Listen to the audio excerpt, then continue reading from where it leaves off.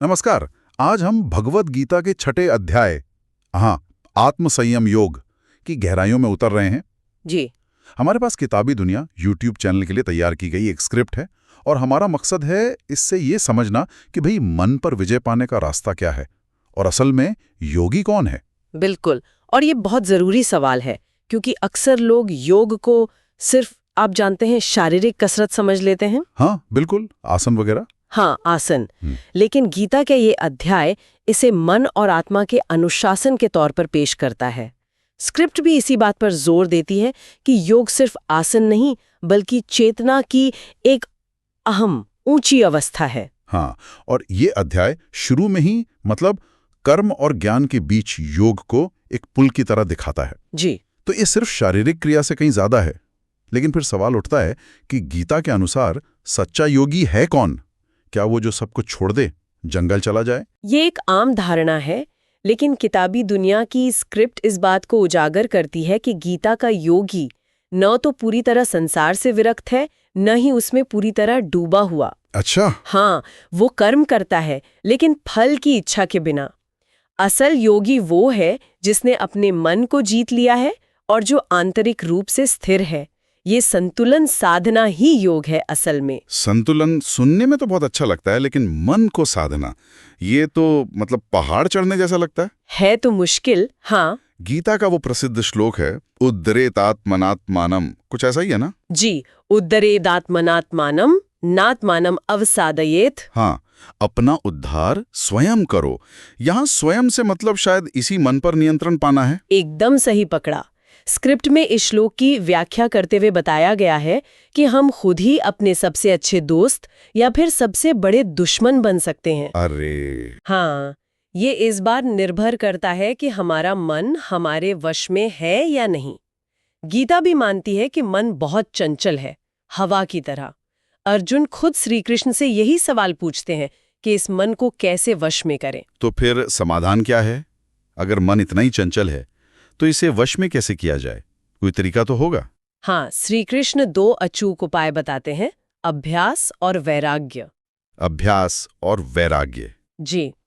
Script अभ्यास को सिर्फ रटने या दोहराने की क्रिया नहीं मानती, बल्कि लगातार धैर्यपूर्वक अपने लक्ष्य यानी मन को स्थिर करने में लगे रहने का प्रयास बताती है। लगातार प्रयास। और वैराग्य का मतलब है अनासक्ति, यानी संसार की चीजों और उनके नतीजों से प्रभावित हुए बिना अपने मन की शांति बनाए रखना।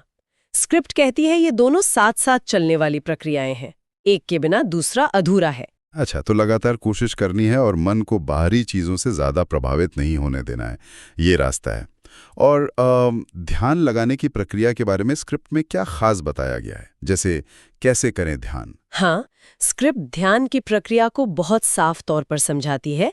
एकांत और शुद्ध स्थान चुनें। ठीक है। शरीर और रीढ़ को सीधा रखकर स्थिर बैठें। अपनी दृष्टि को नाक के अगले सिरे पर टिकाएं।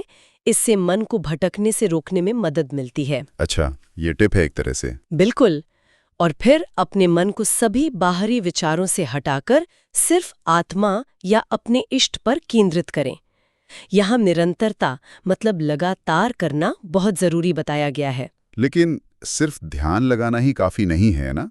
स्क्रिप्ट में मैंने पढ़ा कि श्रेष्ठ योगी की परिभाषा कुछ और ही इशारा करती है, सिर्फ ध्यान में बैठना नहीं। हाँ, ये बहुत महत्वपूर्ण बात है जो स्क्रिप्ट सामने लाती है। श्री कृष्ण कहते हैं कि सबसे ऊंचा योगी वो है जो सभी प्राणियों में स्वयं को और स्वयं में सभी प्राणियों को देखता है। सभी प्राणियों में स्वयं को मतलब जो दूसरों के सुख दुख को अपना सुख दुख समझता है। इसमें सिर्फ ध्यान नहीं बल्कि गहरी करुणा और समभाव, सबको एक समान देखने का नजरिया शामिल है। ओहो। योग सिर्फ व्यक्तिगत मोक्ष का रास्ता नहीं बल्कि सभी के साथ एक गहरे जुड़ाव का एहसास है, एक तरह से। अरे, तो ये तो योग को एक सामाजिक और भावनात्मक पहलू भी देता है। मतलब ये सिर्फ गुफाओं या आश्रमों के लिए नहीं है, इसे रोजमर्रा की जिंदगी में कैसे उतारा जाए, घर गृहस्थी में। बिल्कुल। स्क्रिप्ट इसी बात पर जोर देती है कि असली योग परिस्थितियों से भागना नहीं बल्कि उनके बीच रहते हुए अपने मन की स्थिरता बनाए रखना है। अच्छा। चाहे आप ऑफिस में हो, घर पर हो या कहीं और, अगर आप अपने मन को शांत और सम रख पाते हैं वही सच्चा योग है। सबसे महान योगी वो है जो हर स्थिति में प्रेम, करुणा और समत्व के भाव में जीता है। समझ गया। तो अगर हम इस पूरी चर्चा का सार निकालें किताबी दुनिया की स्क्रिप्ट के आधार पर, तो मुख्य बातें ये हैं। मन पर नियंत्रण पाना सबसे जरूरी है जी, और अनासक्ति यानी वैराग्य का मार्ग अपनाना होगा। बिल्कुल। ध्यान एक महत्वपूर्ण साधन है, लेकिन सबसे श्रेष्ठ योगी वही है जो स्थिर होने के साथ साथ सभी प्राणियों के प्रति करुणा और संभाव रखता है। आपने बिल्कुल सही निचोड़ निकाला। यही आत्म संयम योग का केंद्र है, अपने आप पर संयम पाना और सभी के साथ एकात्म महसूस करना। बहुत खूब। और जाते जाते हम श्रोताओं के लिए एक सवाल छोड़ जाते हैं। अगर गीता के अनुसार मन की स्थिरता और सभी के प्रति संभाव ही योग का असली मकसद है, तो आज की इस भाग-दौड़ और भटकाओं से भरी दुनिया में हम अपने रोजमर्रा के जीवन में इस आंतरिक संतुलन और करुणा को कैसे विकसित कर सकते हैं? सोचने वाली बात है।